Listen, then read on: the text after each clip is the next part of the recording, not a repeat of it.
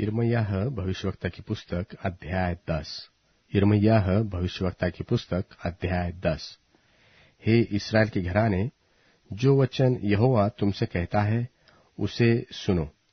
यहोवा यो कहता है कि अन्य जातियों की चाल मत सीखो और न उनकी नाई आकाश के चिन्हों से विस्मित हो।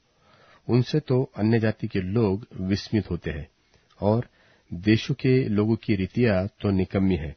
यह मूरत तो वन में से किसी का काटा हुआ काठ है, काटी हुई लकड़ी है। कारीगर ने उसे बसूले से बनाया है। लोग उसको सोने चांदी से सजाते और हथौड़े से कील ठोक ठोक कर दृढ़ करते हैं कि वह हिलडुल न सके। वे खराद कर ताड़ के पेड़ के समान गोल बनाई जाती है, पर बोल नहीं सकती। उन्हें उठाए फिरना पड़ता है, क्योंकि वे चल नहीं सकती। तुम उनसे मत डरो, क्योंकि वे न तो कुछ बुरा कर सकती है और न कुछ भला। हे यहोवा, तेरे समान कोई नहीं है। तू तो महान है और तेरा नाम पराक्रम में बड़ा है। हे सब जातियों के राजा, तुझसे कौन न डरेगा? क्योंकि यह तेरे ही योग्य है। और अन्य जातियों के सारे बुद्धिमानों में और उनके सारे राज्यों में तेरे समान कोई नहीं है। परंतु वे पशु सरीखे निरे मूर्ख ही है। निकम्मी वस्तुओं की शिक्षा क्या? वे तो काठ की है। पत्थर बनाई हुई चांदी तार्शीश से लाई जाती है और सोना उफाज से, जो कारीगर और सुनार के हाथों की कारीगरी है।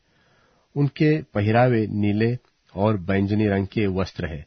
निदान उनमें जो कुछ है वह निपुण कारीगरों की कारीगरी है।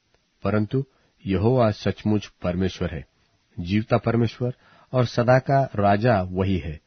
उसके प्रकोप से पृथ्वी कांपती और जाति जाति के लोग उसके क्रोध को सह नहीं सकते।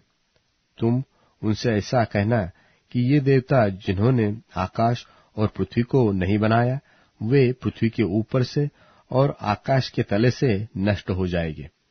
उसने पृथ्वी को अपनी सामर्थ्य से बनाया और जगत को अपनी बुद्धि से स्थिर किया और आकाश को अपनी प्रवीणता से तान दिया है। जब वह बोलता है तब आकाश में जल का बड़ा शब्द होता है। वह पृथ्वी की छोर से कुहरे उठाता है। वह वर्षा के लिए बिजली चमकाता है और अपने भंडार में से पवन चलाता है। सब मनुष्य पशु सरीखे ज्ञान रहित है।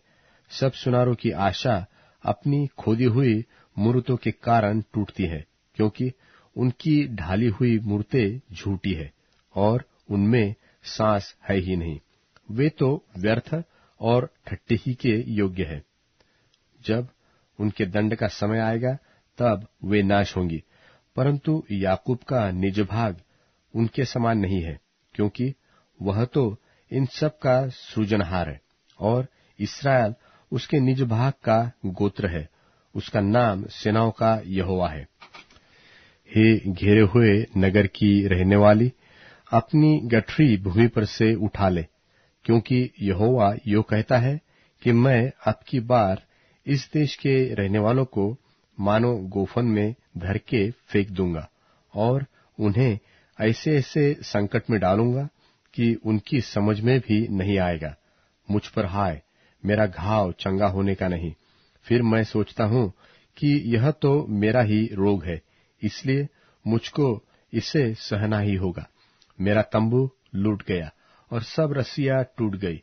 मेरे लड़के बाले निकल गए और नहीं मिलते। अब कोई नहीं रहा जो मेरे तंबू को ताने और मेरी कनाते खड़ी करे, क्योंकि चरवाहे पशु सरीखे हो गए हैं और उन्होंने यहोवा को नहीं पुकारा।